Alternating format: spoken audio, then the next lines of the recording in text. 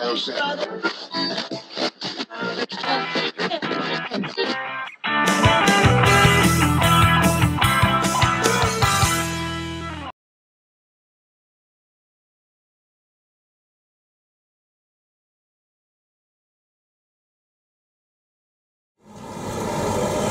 I said during the children's chat this morning, that the reading for today is the story that we shared last week. And so initially I'm going to rely upon your memories of that story, be they from last week or from the first time that you ever heard the story of David and Goliath. Because in the context of our worship today,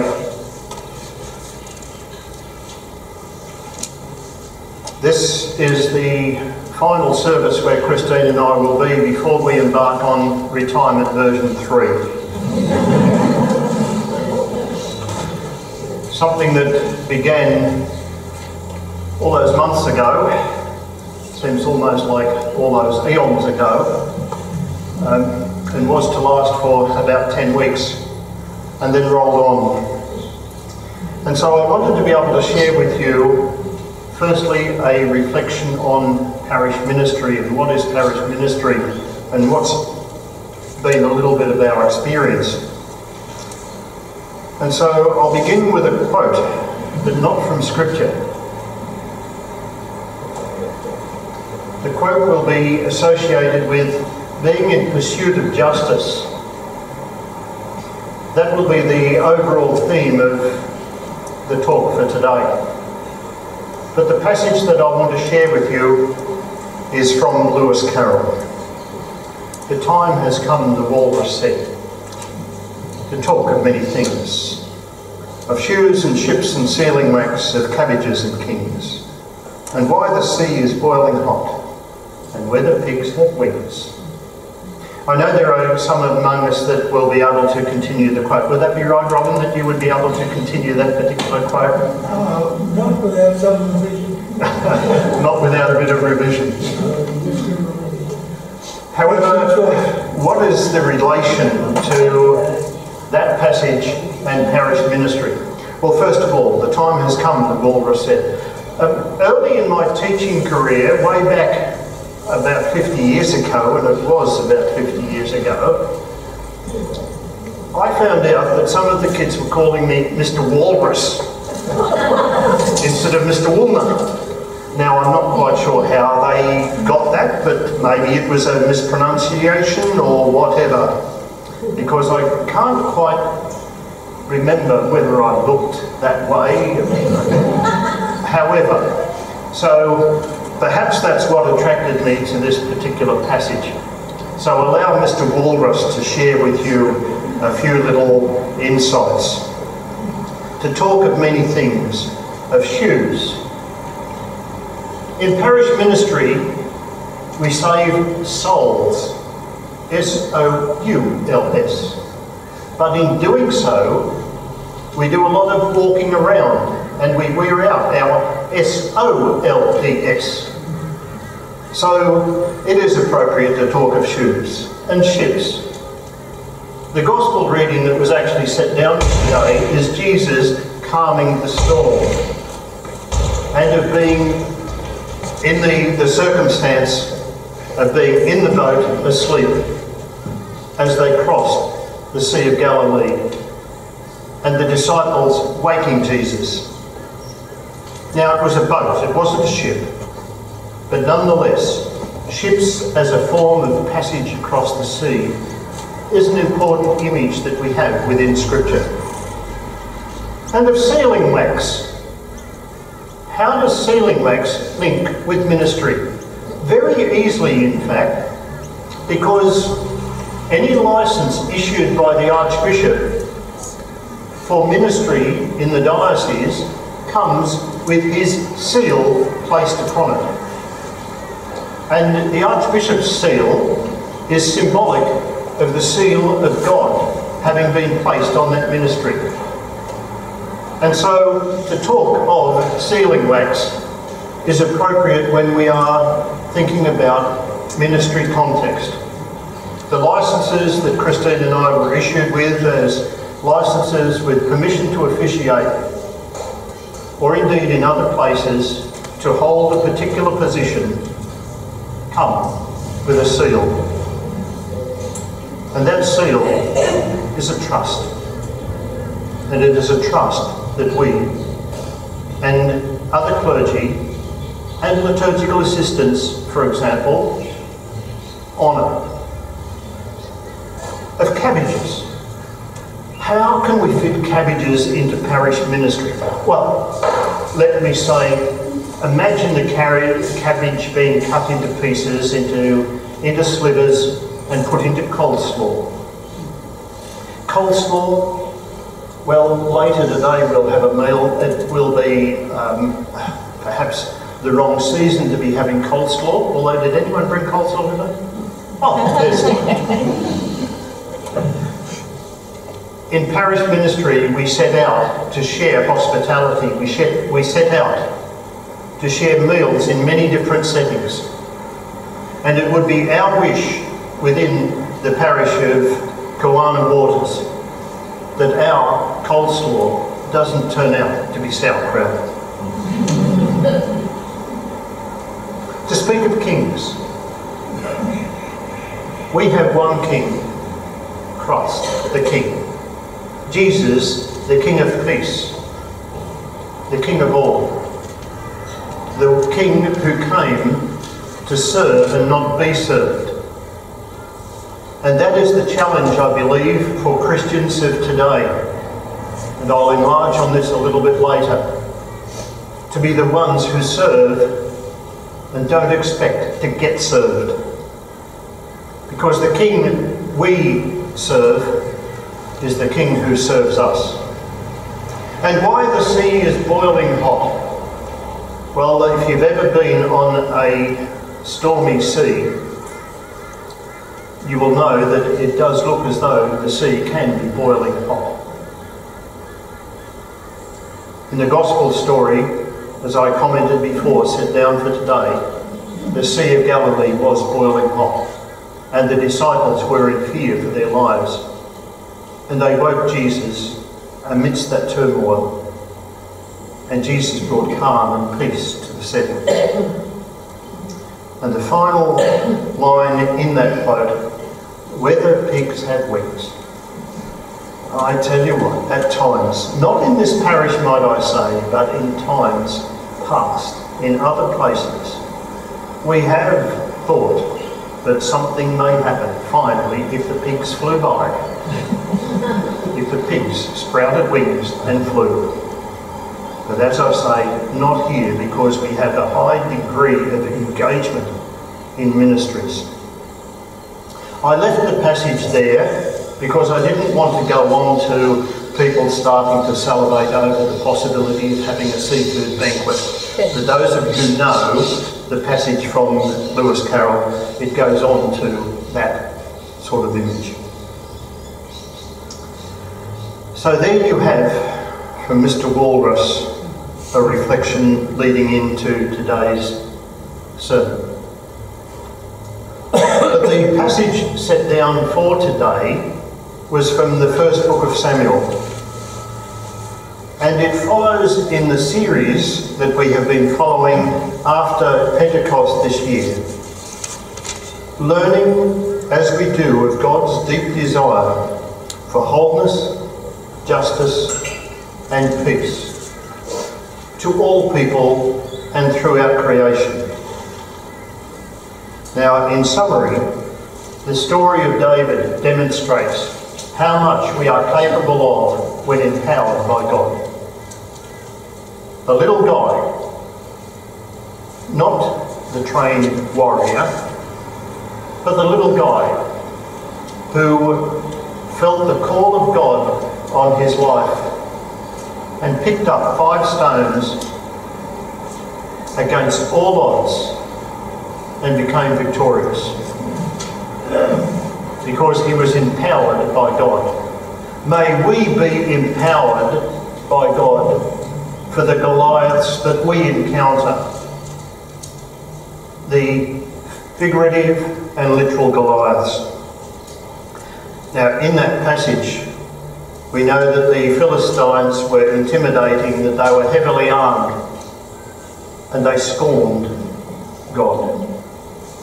And Saul and his army were frozen in place in fear and calculated the cost of action and found them too high, that the casualties and the risk of loss in the battle was just too high to even fight in the first place. But David is the one who comes forward with the dynamic action and shows them all the great faith that is needed. Because David's not motivated because of a desire for glory or riches. He seeks to defend the honour of God. Now, for you and I, there is a challenge in that too. That if we are empowered by God, we can face the Goliaths of our circumstance and our days. So, we had that passage. Whoops, I'll come back. The other passages that were set down for today were readings from the Psalm, from 2 Corinthians and from the Gospel of Mark. And as you see, I'll put a brief summary on that. But how and when does God inspire you to act courageously? When you are called upon to be a David. Let me tell you that personally I'm facing a Goliath, and it's not the fact that we're leaving and we're going to be driving about 2,400 kilometres before we get to our destination next Friday. But the Goliath I face is a guy who lives upstairs from us. Who's a cantankerous bloke. I know I can say that because I know he will never see this from you, actually. But I greeted him yesterday with a simple hello and copped a round of abuse about being a Christian and how the Christian church had brought about so much difficulty in the world, and that I was threatened not ever to speak to him again or he would punch me out. Next time I meet him on the stairs, guess what I'm going to do? I'm going to say, "G'day," and then duck.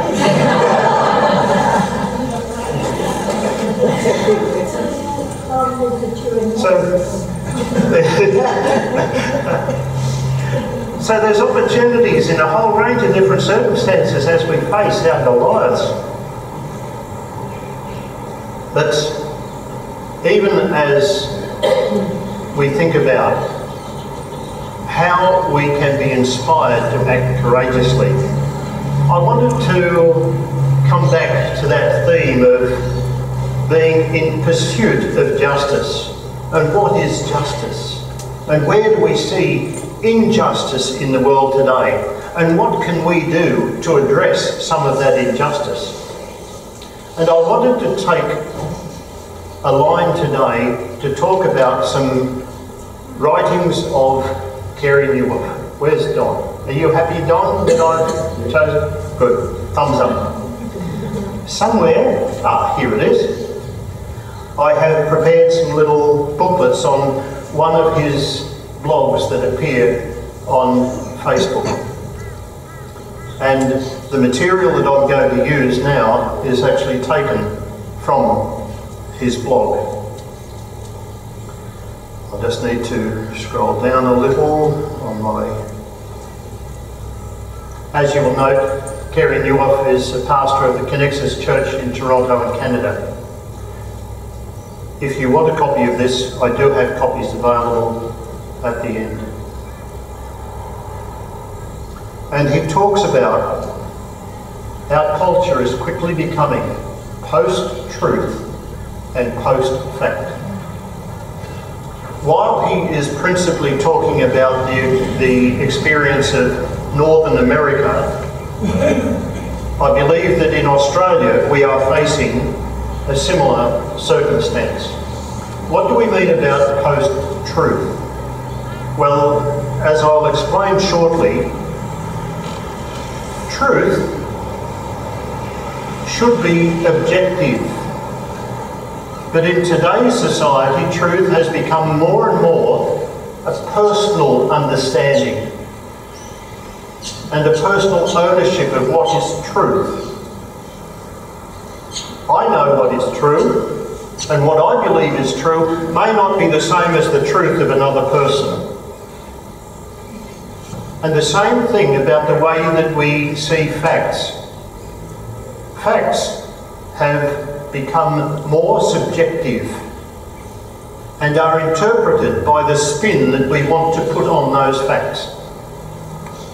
And so therefore the way that I see certain facts and the way that I understand that those events taking place may be quite different to the person beside me.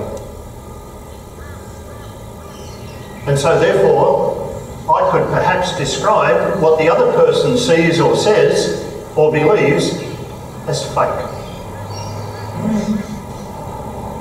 Now, I need to say that I honour the privilege of preaching. And the pulpit, albeit standing here in front of you today on this raised area, is not a place for political comment. Because I believe that what we talk about is above politics. Because we are talking about God's relationship with us and our relationship with God. Let me continue. Truth is not personal. When Jesus said, "I am the truth, the way, the truth, and the life," he was setting us the goal, not the personal ambition to attain, but to act in a truthful way and to act in truth. Yes, we as individuals need to be truthful, but the truth is something that is outside of us, not owned by the individual. Can you see where I'm coming from? Can you see that that is a circumstance? The truth is not personal, owned by the person. The most dangerous form that this can lead us into is a form of deception, and that is self-deception. And self-deception can become mass deception. If our country believes, for example, that we own the truth and whatever is done in our nation or our community or our home or our setting or by an individual is the only way that truth can be seen and experienced, then we are heading down the road of self-deception. And self-deception can lead to mass deception. You only need to read your history books and see how at various times nations have been misled. They have singled out races, communities and other cultures, and at times, sadly, other faiths. We see within society that there is a demise of civility. And the demise of civility should matter. For example, would you regard yourself as being good-mannered? Do you know what manners are all about? Is your understanding of being good-mannered the same as another person's? Or, for example, is the other person just as good-mannered as yourself? How do you determine who is civil? Judge by yourself or judge by Scripture? How do you relate to other people? Civility matters. I've been asked a couple of different times in opening a doorway and allowing a lady to walk through. Why did you do that? I can open the door for myself. Good on you. Please do. But please don't stop me from being civil. Don't stop me from being good-mannered. And I'm sorry if people get offended if someone is good-mannered. We come to serve and not to be served. The most dangerous form, press the wrong button again. When you die to self, something greater rises. When you die to self, Jesus was the one who came to be king, but he came to be the Messiah as the one who served and not be served. Jesus died to self, and something greater came into being. That is the challenge for you and I as well. When we die to ourselves, something greater rises within. Confession. Why is confession in today's society a problem? Because you see, if you have the truth and you are the truth and what you determine is right and wrong yourself, then I am right and others are more than likely wrong. So therefore I don't need to confess a thing because I know what's right. For the Christian, what does that mean? Well, for the Christian it's the very antithesis of reality. Because for us, confession is important. Because for us, there is a power greater than you and I. And there was a reason why Jesus came to die on the cross. Confession is one of our most important disciplines. And it is a life discipline. Because Jesus never asked us to confess the sins of our enemies. He told us to confess ours. Our sins, the things that we do wrong. And we acknowledge that we do wrong because the right and wrong is determined outside of us. It's determined within Scripture. It's determined within the church. It's determined by the actions of Jesus. We're all accountable to someone other than ourselves. I don't know whether the AMP insurance should ever be held to blame for the 1970s advertising program that they started way back then when they advertised the most important person in the world, me. Because that was the time, I believe, that people started to think that they were the most important person and that the other person didn't matter. Now, we're all accountable to someone. If we're a parent, we're accountable to our children. If we're a child, we're accountable to our parents. If we're a member of society, we are accountable to other members of our society. Simple example, if I were to go out and murder someone, I will be held accountable for those actions. Not by myself personally, but by the society, by the group, by the outside, by the other. So we are all accountable to someone other than ourselves. And leaders who take accountability seriously rarely have anything to account for. The corollary to that, those who don't take accountability seriously do have a lot to account for.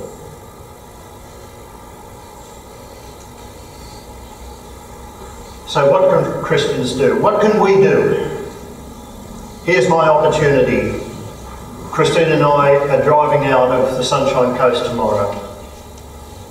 We are disappearing for a month or so, then we're coming back.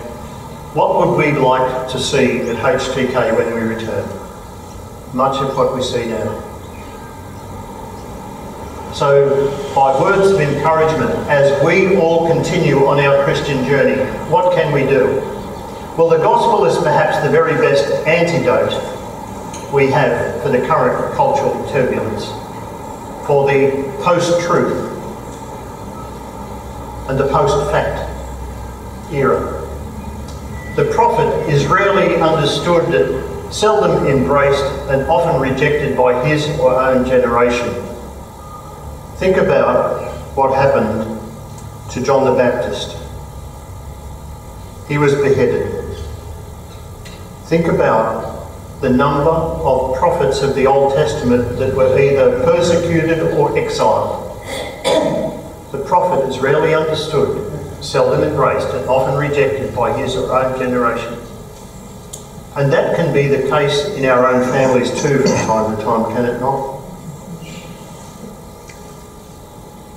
The gospel calls us to put something bigger than ourselves, above ourselves.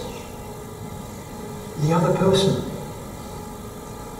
You are important. Yes, but you are important to others, and others are important to you. So here's a couple of suggestions. Anchor yourself to what's true. The objective truth. Model what you believe is truth upon the gospel. Model it onto the works of Jesus Christ, the teachings of Jesus. Model it on that. Stop the spin. So many times, and I'm talking here more than just the political spin, I'm talking about the way that we personally interpret our circumstances to suit ourselves. Confess your role in cultural change. Do you find yourself at times slipping into that, I'm going to do this purely and simply because I want to do it, regardless of whoever else may be involved? Embrace love. Jesus said that we should love our enemies. And isn't that hard? If it's hard for us, just imagine what it was like for Jesus, stretching his arms out on the cross to show his love. The gospel is the antidote, as I said before, to the post-truth and the post-fact culture.